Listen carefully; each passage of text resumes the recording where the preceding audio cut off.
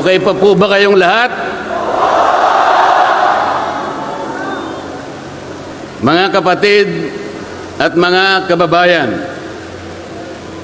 malinaw po nating narinig sa pambungad na pananalita ng kapatid na Edwil Sabala ang pinakalayunin ng malakihang pagkilos na ating sama-samang isinasagawa sa araw na ito. Nais nating katawanin ang nagkakaisang damdamin ng milyon-milyong Pilipino at isatinig ang kanilang pinag-isang mithiin para sa isang mapayapa at nagkakaisang Pilipinas. Kaugnay nito, binanggit din po ang ating kagustuhan na ipaalam sa mga opisyales ng ating pamahalaan ang ninanais at pinapangarap na maayos at epektibong paglilingkod at paglutas sa lumalalang kahirapan na pinalubha pa ng katiwalian at korupsyon, kalamidad, kriminalidad, bangayang pampolitika at iba pa. Kinikilala po nating lahat na nagkakatipon ngayon na sa pagkakaisa, kapayapaan at pagkakasundo lamang natin makakamit ang hinahangad na pagunlad at pagsulong ng ating bansa. Sa bahagi po naman ng kapatid na Romel Topacio, tinindigan ang pagtitipong ito ng Iglesia ni Cristo ay konkretong kahayagan ng suporta sa naunang pahayag ng Pangulong Bongbong Marcos na hindi sasang-ayon sa isinusulong na impeachment laban kay Vice President Sara Duterte. Kinatigan din po ng Iglesia ni Cristo ang posisyon ng Pangulo na ang impeachment ay hindi makapagdudulot ng kabutihan sa buhay ng kahit isang Pilipino. Hindi lamang ito pag-aksaya sa oras ng pamahalaan, kundi makakahadlang din sa pagre-resolba sa marami at pangunahing problema ng bansa. Mataas na presyo ng bilihin, mababang kalidad ng edukasyon, infrastruktura, serbisyong pangmedikal, kriminalidad, seguridad at iba pa. Higit sa lahat, ang pagsusulong ng impeachment ay mauuwi lamang sa pagtatalo-talo at papagkakampi-kampi, hindi lamang ng mga mamamayan, kundi pati na rin ng mga opisyalis ng gobyerno. Ipinaalala rin na kapag nagtatalo-talo ang mga nasa pamahalaan, apektado ang taong bayan, at kapag magulo ang bansa, ang mga tao ang kawawa.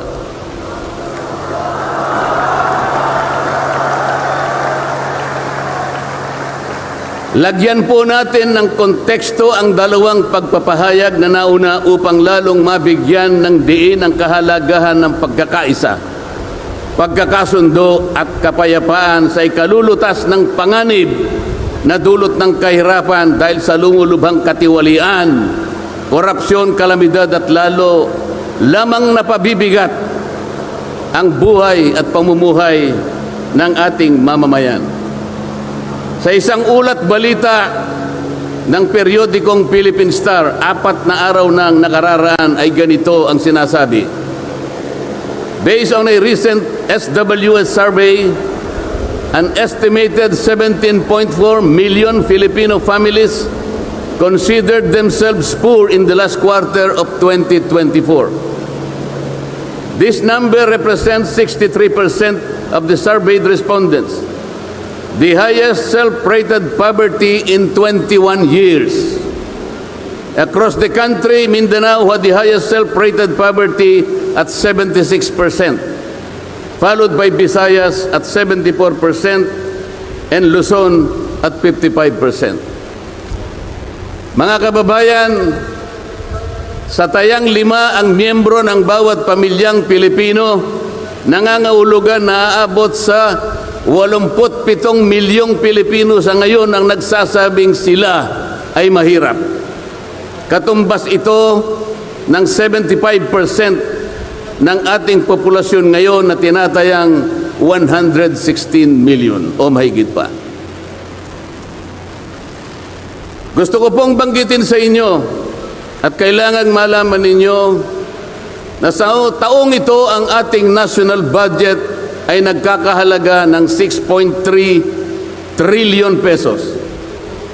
Ito po ang ating national spending. Ang ibig sabihin, ito pong halagang ito ang gagamitin dapat ng pamahalaan upang tugunin ang lahat ng pangangailangan, pangkabuhayan, panglipunan, pangkalusugan, pangedukasyon, pangseguridad, lahat ng kakailanganin alang-alang sa kapakanan ng bawat isang Pilipino. 6.3 trillion pesos. Ngunit, ang tinatayang magiging income lang ng ating bansa ay kulang pa sa 5 trilyong piso. Ang ibig pong sabihin, meron tayong deficit. Meron tayong kakulangan na 1.5 trillion pesos. Ito po ang ating ipangungutang sa taong ito. 1.5 trillion pesos.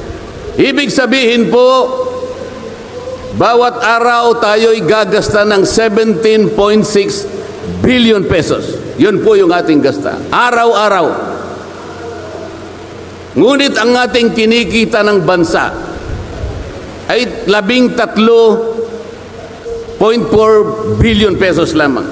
Sa makatwid, ang uutangin natin araw-araw ay 4.2 billion pesos. Katumbas ng 175 million pesos bawat oras. Napakabigat po na hinaharap na hamon at problema ng ating bansa. Hindi po biro-biro ito. Ito po ay pananagutan po ng ating mga opisyalis. Hindi po pwedeng talikuran ito. Ganito na po kalala ang problemang pang-ekonomiya ng ating bansa. Ngunit,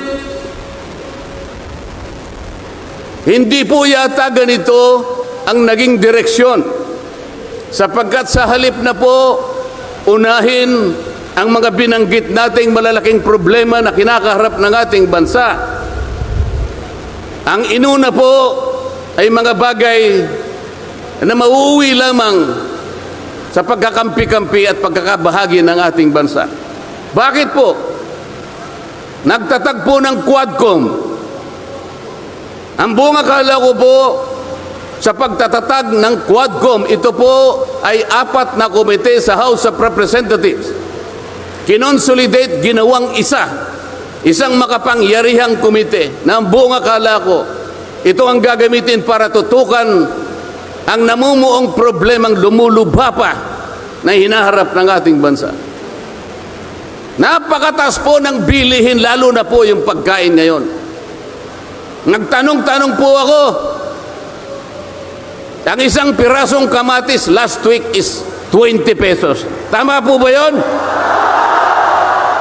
Ngayon po, may nagsabi sa akin 30 pesos isang kamatis. Ang isang kilong kamatis, 400 pesos. Tama po ba yun? Ang isang piraso ng siling pangsigang ay 10 piso. Yun po yung sinabi sa akin. Tama po yun? 600 pesos per kilo. Yun pong bell pepper. 2 kulay po yata yung bell pepper. Isang berde, isang pula. 45 pesos ang isang piraso. 1,000 pesos ang isang kilo. Bakit hindi po ito yung unang harapin natin? Napakalala po ng presyo ng kuryente sa ating bansa.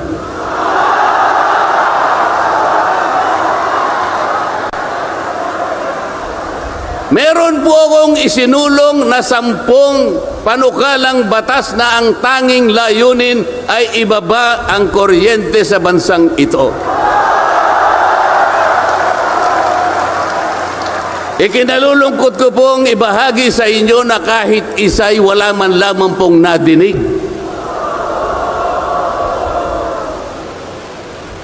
Ano po yung dininig? Pinatawag ang dating Pangulong Duterte, pinatawag ng Quadcom. At ang ginamit na pamamaraan ay yung isinasaad sa saligang batas, inquiry in aid of legislation. Natupad po ba yung inquiry in aid of legislation? Paano po in aid of legislation kung ang tatawagan nilang resource persons para humarap sa paglilitis na yon ay puro kalaban ng dating Pangulo? Alam po ninyo lahat yon. Pinagtatanong nila yung Pangulo base doon sa mga sinumpaang salaysay at affidavit nung kanyang mga inusig nung kanyang panahon sa war on drugs. Hindi naman ipinatawag ang mga taong maaring makapagbigay sa kanya ng tulong upang ipaliwanag ang war on drugs. Hindi ipinatawag ang mga Solicitor General sa kanyang panahon. Hindi ipinatawag ang mga Chief PNP upang magpaliwanag kung ano ang war on drugs. Puro kalaban ang dating Pangulo. Yung mga abogadong kasama niya para magtanggol sa kanya, hindi pwedeng magsalita. Sapagkat ang tuntunin sa mga komite, ikaw ay papayagan lamang para payuhan mo ang kliyente mo sa kanyang karapatan. Ngunit paano mangyayari na ang kliyente nila ay papayuhan sa kanyang karapatan kung bubulungan lang siya, ay makikita siya ng isang chairman doon? Attorney, huwag mong bubulungan yan. Iko-contempt kita.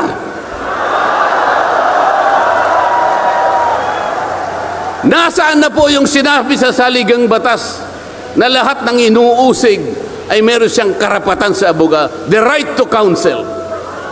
Wala na po. The right to confront your accusers.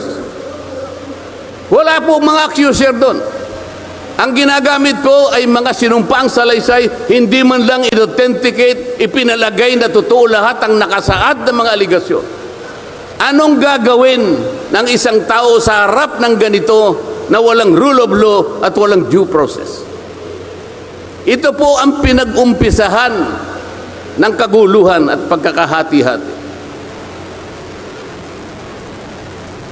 Sa kagustuhan po nila na mausig ang dating Pangulo, ayaw po nilang pumunta sa korte, ayaw nilang pumunta sa piskal. Ano po ba ang sinasabi ng mga desisyon ng Korte Suprema? Kapag ka napatunayan nyo ang isang tao ay maaring nakagawa ng kahit anong paglabag sa lahat ng batas, anumang batas, dalhin ninyo sa piskalya, dalhin ninyo sa korte. Yun ang tamang paraan. That is the rule of law. Ngunit bakit kayong Quadcom ang gumagawa nito? Ang Quadcom ay hindi piskal. Ang Quadcom ay hindi korte. Nagkukunwa lang na korte. Yung mga chairman ng 4 na komite doon, wala ni isang abogado. Pero naalala ko yung isa doon, kamukha ni Attorney Agaton.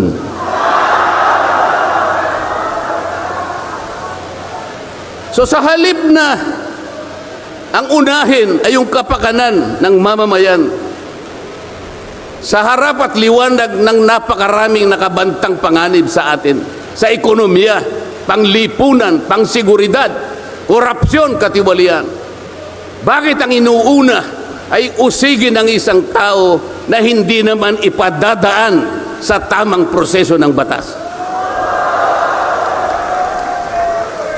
Pangalawa, tinawag po nila ang pangalawang Pangulo sa 2 pagkakataon. Una po, nung magpipresent siya ng budget. Ang pinipresent po niyang budget ay budget for 2025. Akalain po ninyong ang gusto nilang tanungin ay yung pagkakagasta ng kanyang budget noong 2022 and 2023. Saan ka naman nakakita ng ganong klaseng direksyon? 2025 ang dapat pag-usapan, ang kanilang pilit na itinatanong ay paggamit o paggasta niya noong 2022 at 2023. Ang sabi po ng Vice President, siguro nainis na rin, I forgo my opportunity to defend this 2025 budget and I leave it to the discretion of the House of Representatives as presented. Oh, ayaw pa nilang tanggapin. Nang ibig sabihin, ayaw ko nang idepensa sa inyo. Bahala na kayo. Kung anong gusto nyong ibigay sa akin, bahala na kayo. Ano pong ginawa nila? Hindi. Kinakailangang masagutin mo lahat ito. Walang exempted dito. Kahit ano nga yun siya, kailangan namin tama po yung lahat po ng paggasta ng pera ng bayan ay kailangan pong suriin. Totoo po yun. Ngunit meron pong pagkakataon at panahon sa paggawa nito. Hindi po sa panahon ng pipresenta ng budget.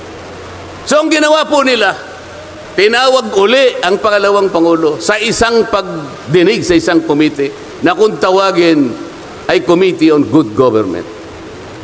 Alam po ninyo yung pagsisimula nila para magkaroon ng katwiran na masabi na ang Vice President? Kinasangkapan nila yung isa sa amin, isang representative sa Maynila, tumindig at nag-privilege speech. Yung subject matter po ng kanyang privilege speech ay kaugnay po ng budget na pinagtatalunan na po sa plenaryo at sa committee. Sa tuntunin po ng House of Representatives, no one should avail of the privilege hour if the subject matter is related to a pending bill. Nandun na po yung bill sa baba, pinagsalita pa po yung isa. Nung banggitin ko po ito, nire-raise ko po, sabi ko, wala pong katwiran ito. Kailangan po tindigan ninyo, sundin ninyo ang ating tuntunin. Kapag hindi tayo sumunod sa ating tuntunin, sinong maniniwala sa atin na tayo'y may karapatang gumawa ng batas para sa ikabubuti ng ating bansa?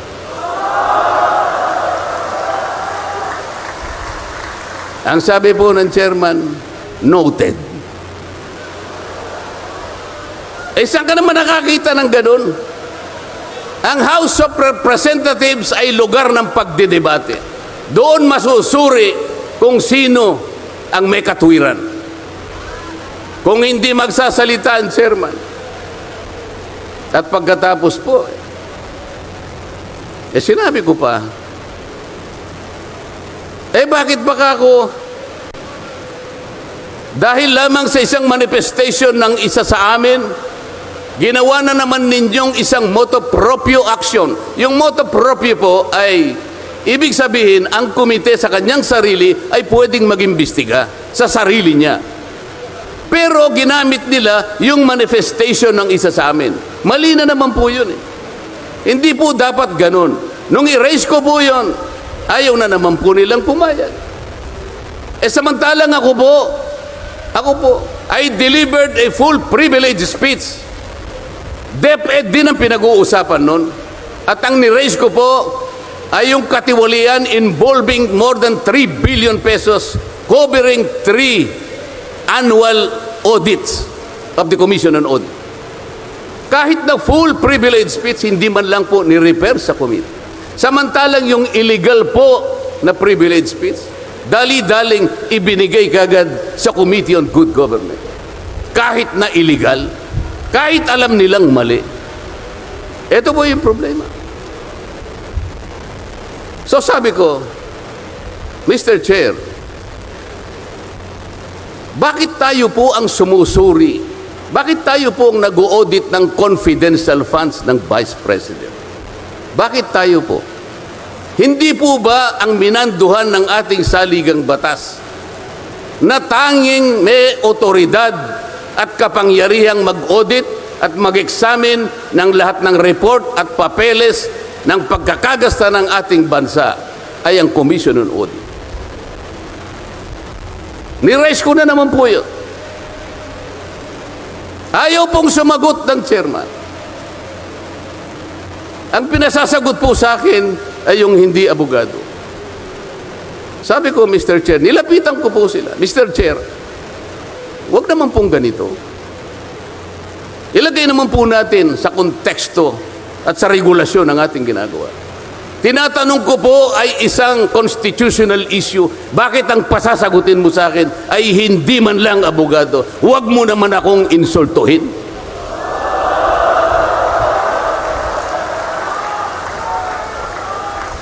Doon sa puntong yun, alam po ninyo, pati yung kinakain kong hopya, pinagtripan nila.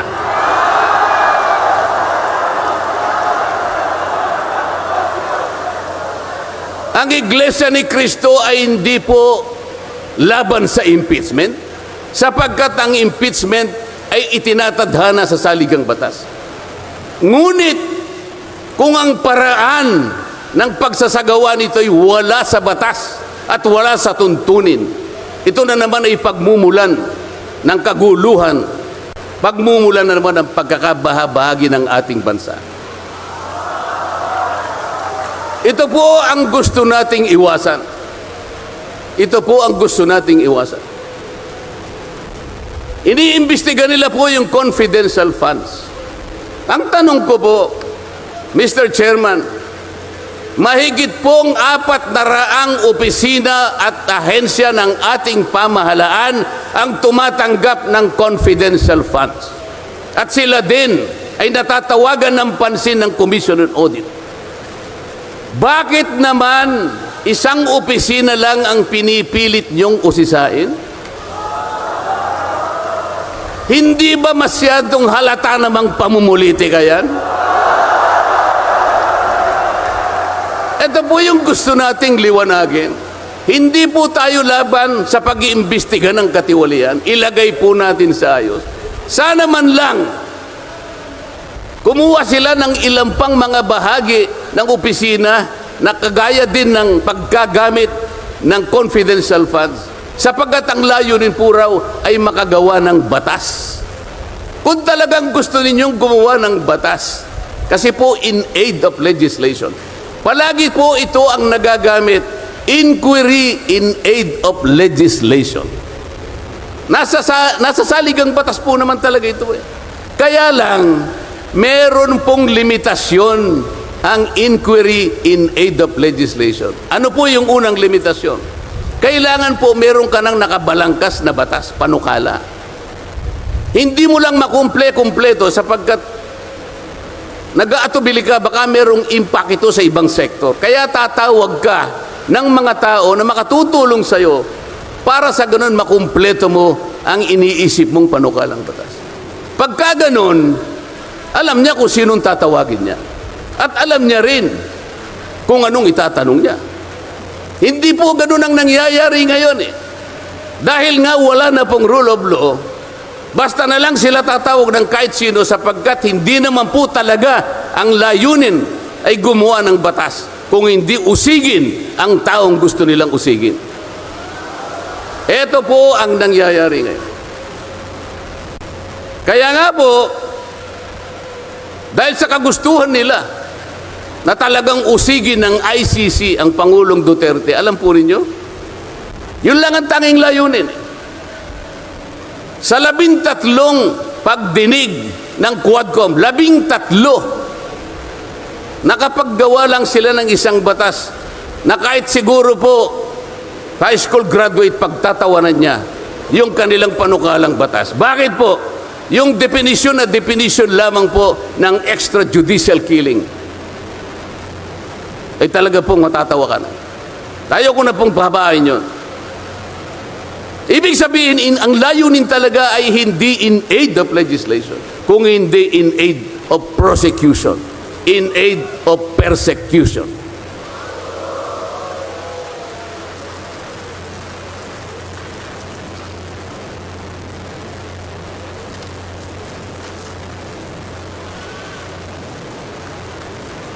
Kanina po, mga kababayan, napanood po ninyo ang video na kung saan ay nagpahayag ng di pagsang-ayon si Pangulong Marcos sa namumuong impeachment laban sa pangalawang Pangulo. Ulitin ko lamang po yun. Sabi niya, tumutukoy po dun sa pagsasagawa ng impeachment.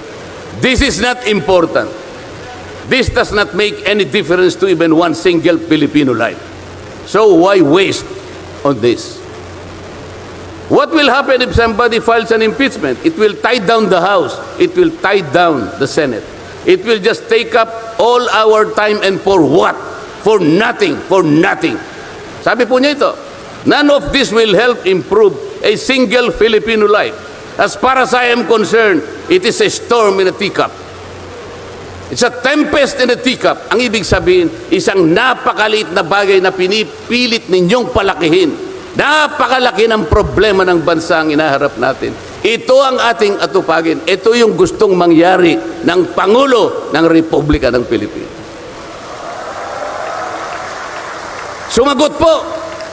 Sumagot po ang liderato ng House of Representatives. At sa isang bahagi, ang sabi po niya, ito po, kinuha ko lang yung isang bahagi sa isang mahabang manifestong ginawa nila. Sabi po ng House of Representatives, bilang tugon doon sa sinabi ng ating Pangulo, sabi po niya, together, let us rally behind our President to protect and preserve the gains of democracy as we build a stronger, more united, and more prosperous republic. Pero nasaan po kaya? Nandito po kaya lahat yung mga sumama sa manifestong ito na sumusuporta na mag-rally tayo sa likod ng Pangulo? Tayo'y magkaisa upang panindigan yung nauna niyang pahayag na ang gusto nating unahin na pagkaisahan ay yung pagtugon, pag-address sa mga problema ng bansa. Nasaan kaya sila? Nandun kaya sila sa likod ng Pangulo o tayo lang lahat? Sa makatuwid tayo pong lahat ngayon na sama-samang nagkakatipon ngayon na hindi ko mabilan kung ilang, baka meron 1 milyon po yata. Tayo pala ngayon ang nagkakatipon sa diwa ng tunay na kapayapaan at pagkakaisa na nagrarally ngayon.